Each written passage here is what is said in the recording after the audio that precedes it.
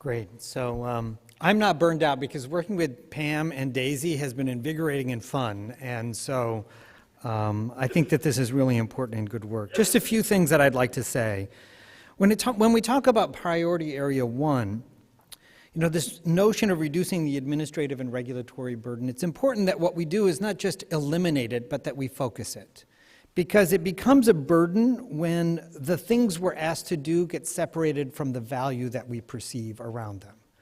And so the reason that a lot of regulations exist is because we want to protect patients.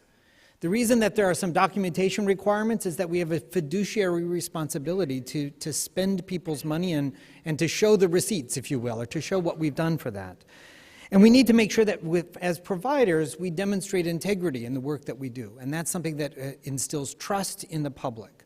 So as we think about trying to figure out a way to improve the system, it's important to understand that it's a balance that we need to do. I will say that, one of the challenges, though, is that we always talk about, well, wouldn't it be great if we had this bit of information or that bit of information or another piece of information that we want to add to the documentation. And no one ever considers the cost it takes to collect that information. And so if I have to redesign my work process because I have to ask everybody about a duck egg allergy for those 1 or 2 patients that have it, that becomes tremendously burdensome. Now, we don't, in the health services research area, we have this notion of quality adjusted life years saved. So we have a way of saying an intervention has a cost associated with it and a benefit. I would challenge the research community that we're just before this. That's the kind of metric that we need to be able to make good policy decisions. And ultimately, what we do in the priority area 1 about reducing the burden is about getting evidence-based policy and having that be driven by what we know to be sort of the cost and benefits, determine as a society what we want to invest, and be able to move forward in a much more rational. Because if there's no cost considered with collecting information, then you're going to try to collect everything and it's going to become a tremendous burden. The second thing that I think is important is as we think about priority areas 2, technology can be used for good or it could be used for evil.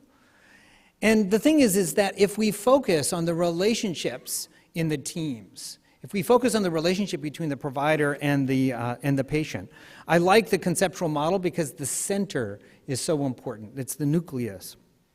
But we need to use this not only as the nucleus, but as our North Star. It should be our guiding principle for everything that we do. Because if we always evaluate our policies and our interventions and our research along the lines of, is it going to strengthen that nucleus that we all care about? I think that's going to be important. I would love if eventually technology becomes as simple as saying, Alexa, please document this encounter. And the thing is it's possible, but we have to think about how we can use technology in ways that will allow that to happen. The last thing I want to say is around looking ahead is that technology and the way in which medicine has had to deal with that is not a new problem. And so I would challenge our group to think prospectively and strategically about how we can embed resilience in the system to this notion of burnout. And if you will indulge me, I'd like to just end with a quote that talks a little bit about burnout and some of the challenges that technology has. So this quote, "The work of the general practitioner is harder today than it was a generation ago. He is much less independent and has less time to himself. The multiplicity of telephones makes him more subject to interruption by his patients, who find it so easy to call him by day or night to ask him questions, some necessary and some unnecessary, that it leaves him no time in which he can call his own. He's on call at all times, and it is not surprising that while he appreciates the use of the telephone, he sometimes regards it as the device of the evil one. He is a slave to the premonitory calls of the instrument and must constantly be ready to answer it, as in many cases no one else can answer it for him.